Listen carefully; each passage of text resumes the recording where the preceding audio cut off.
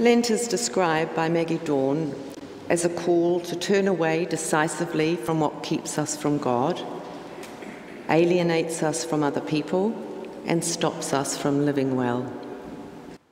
The traditional practice of Lent by Christian communities, particularly Roman Catholics and Anglicans, is to use these 40 days as a time of reflection on what following Christ means and resolving to live as a more committed follower of Christ in the world. To fast or give up anything during the abundance of our late summer and early autumn harvests seems to be an insult to nature's bounty. In the Southern Hemisphere, the exercise of reflection to be closer to God and trying to understand the mystery of God is a more challenging and positive option for these next 40 days.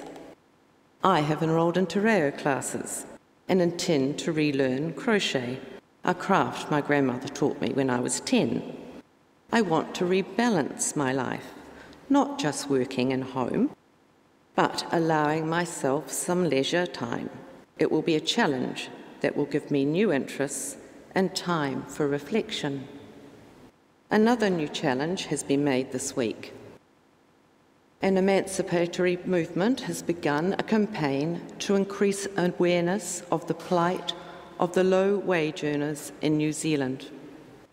A quantified living wage of $18.40 per hour for a New Zealand family, 2 adults, 2 children, 1 adult in full-time work, the other in part-time work has been calculated. On a regional basis, the living wage for Auckland, however, is $24, which is no surprise given the higher cost of accommodation. This hourly rate provides the family with the basic necessities of life.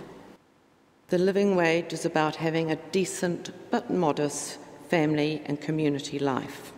No luxuries.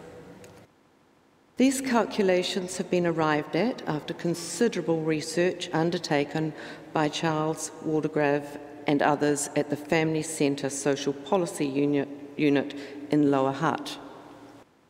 Many of you may not have heard of this announcement, as printed media, particularly the New Zealand Herald, has given this very little attention. Although the Living Wage campaign has had a lot of online attention on blogs and Facebook, to name just 2. We've just heard the devil tempt Jesus to turn stones into bread, and Jesus answered, "One does not live by bread alone." The devil continued to tempt him twice more in an amazingly visual spectacle. Jesus' denial to the devil's temptation gives us an indication that it is a time of redirection, just as the announcement of the living wage is a new direction for our society. On Thursday and Friday, I was fortunate to be able to attend a symposium and workshops on precarious work and the living wage in our communities. I found myself surrounded by unionists, academics, MPs, clergy, and fellow members of the Diocesan Social Justice Council. There were no major employers present. There were a number of international and national speakers. Professor Guy Standing from the University of London was outstanding and has written a book, The Precariat, the New Dangerous Class. He is referring to the educated, debt-burdened, underemployed, young and not so young of our global world. We experienced a glimmer of activity from this class in 2011 with the Occupy Now campaign. Reading his book makes me feel we will be seeing more action from this class in future. On Thursday evening at the press launch, which was well attended, Margaret Mayhem from St Andrews on the Terrace, Lynn Firth from Pitt Street Methodist, and our Bishop Jim spoke along with other dignitaries. The Church has been involved with the campaign since its inception in New Zealand. However, the campaign has been quietly working all over the Northern Hemisphere for a number of years, originating in Baltimore in the USA. One of the speakers, Deborah Letterman from Vancouver, has had hands-on experience getting a living wage established. Deborah was in London working with a group called Unison in 2004 when the London Council started planning for the 2012 Olympic Games. The various groups of East London, including faith groups, came together and listened to each other and mapped out their needs and desired outcomes for their community. The result was all workers, from construction workers to cleaners, were all paid the London living wage of £8.55. This included McDonald's and Holiday Inn workers, and Holiday Inn workers throughout London are now paid the living wage. This major change was achieved without strike action or agitation, but by listening and talking to each other. It strikes me that this was the message of Jesus, to be with each other, for each other, care for our neighbour, and love one another. It is very encouraging that our church and other faith groups have a voice in this campaign, and let us hope it stays there and they participate as living wage payers. I understand 2 diocesan schoolgirls are taking their board to task for not paying the living wage to the school cleaners. I await with interest the Dio board's response. John Key has absolved himself from being responsible for Parliament's cleaners not getting the living wage, saying it's the contractor's responsibility. There are currently over 300,000 people in New Zealand receiving benefits. This figure does not include superannuants.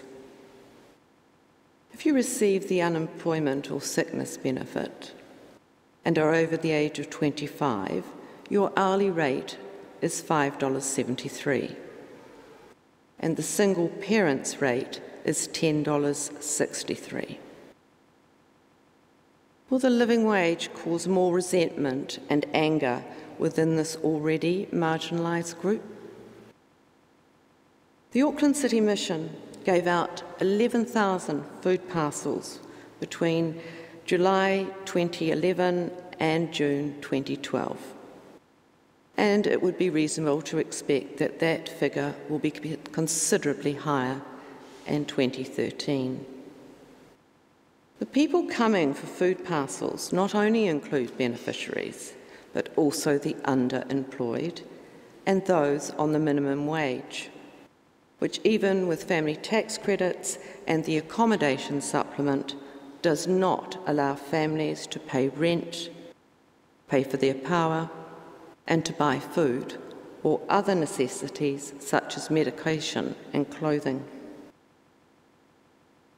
Food insecurity flows on through all other issues facing our society, such as child poverty, poor health, poor educational attainment, crippling debt, weak local economies, lack of civil society, high crime rates, and inequality.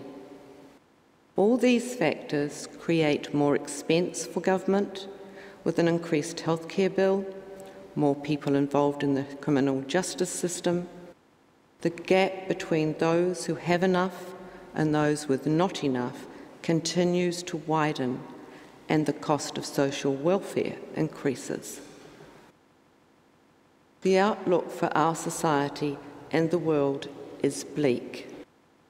The living wage offers hope for the working family, but not for those already in our social welfare system. And frankly, their lives are difficult, to say the least. Going to WINS is a very inhumane experience. Their dignity is shredded, and they are faced with finding a food bank, which will give them food.